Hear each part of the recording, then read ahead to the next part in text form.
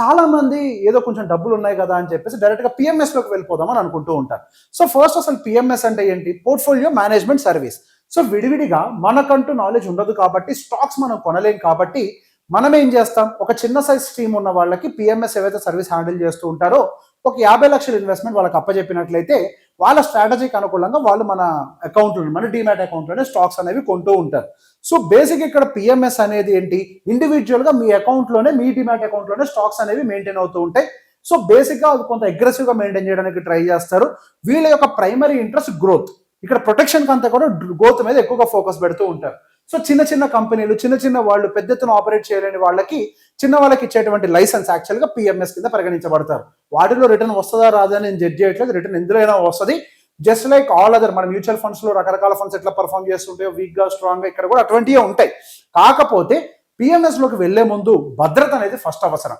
మనకి లైఫ్ లో కావాల్సినటువంటి టార్గెట్స్ కి, గోల్స్ కి, బాధ్యతలకి సరిపడే డబ్బులన్నీ కూడా ఒక సెక్యూర్డ్ ప్లేస్, అంటే మ్యూచువల్ ఫండ్స్ లాంటి వాటి సెక్యూర్డ్ ప్లేస్ లో మన ఇన్వెస్ట్మెంట్స్ ఉన్న తర్వాత వెల్త్ క్రియేషన్ కోసం పిఎంఎస్ ఆప్ చేసుకుంటే పర్ఫెక్ట్ గా సెట్ అవుతుంది.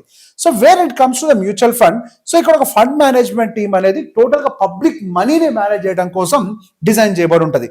సో లార్జ్ స్కేల్లో స్ట్రాంగ్ రెగ్యులేషన్స్ మధ్యలో ఒక మ్యూచువల్ ఫండ్ ఇండస్ట్రీ అనేది ఎస్టాబ్లిష్ చేయడం జరుగుతూ ఉంటుంది. ఇక్కడ పిఎంఎస్ ని కానీ, మ్యూచువల్ ఫండ్స్ ని కానీ రెండింటిని రెగ్యులేట్ చేసేది మనకి ఇక్కడ సెబీని. అంత ఈజీగా ఎవరు పడితే వాళ్ళు వచ్చేసి మార్కెట్లోకి ఒక పిఎంఎస్ లేకపోతే ఒక మ్యూచువల్ ఫండ్ స్టార్ట్ చేయడం అనేది లిటరల్లీ నెక్స్ట్ టు ఇంపాసిబుల్ అని చెప్పొచ్చు. అండ్ ఆ తర్వాత వచ్చేసరికి అసలు మనకి ఎసెట్ మేనేజ్మెంట్ కంపెనీస్ కి సంబంధించిన స్ట్రక్చర్ ఏ విధంగా ఫామ్ అవుతుందో మనం అర్థం చేసుకుందాం.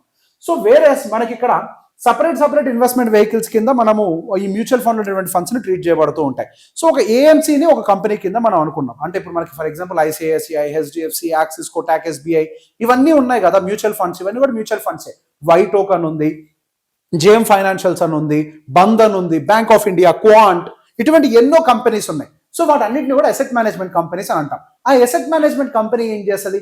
ఇన్వెస్ట్మెంట్ వెహికల్స్ ని బయటికి పంపుద్ది. అవే funds, small cap, mid cap, large cap, XYZ, ఎన్ని రకాల ఫండ్స్ ఉన్నాయి కదా, వాటిని ఇన్వెస్ట్మెంట్ వెహికల్స్ కింద పరిగణించబడి వాళ్ళు బయటికి వాటిని రిలీజ్ చేస్తూ ఉంటారు. సో ప్రతి ఒక్క స్కీమ్ కి ఒక ఫండ్ మేనేజర్ అనేవాళ్ళు డెడికేటెడ్ గా ఉంటారు. సో ఫండ్ మేనేజర్ యొక్క బాధ్యత ఏంటి? సో బేసిక్ గా ఇక్కడ గ్రూప్ ఆఫ్ పీపుల్ అందరూ కలిసి నమ్మి కొన్ని వేల కోట్ల రూపాయలు ఈ ఫండ్ లో పెట్టుబడి పెట్టారు కాబట్టి వాళ్ళకి నేను మంచి రిటర్న్స్ ఇవ్వాలి అనే ఒక బాధ్యతతోటి వాళ్ళు స్టాక్స్ ని పిక్ చేసే ప్రయత్నం చేస్తారు.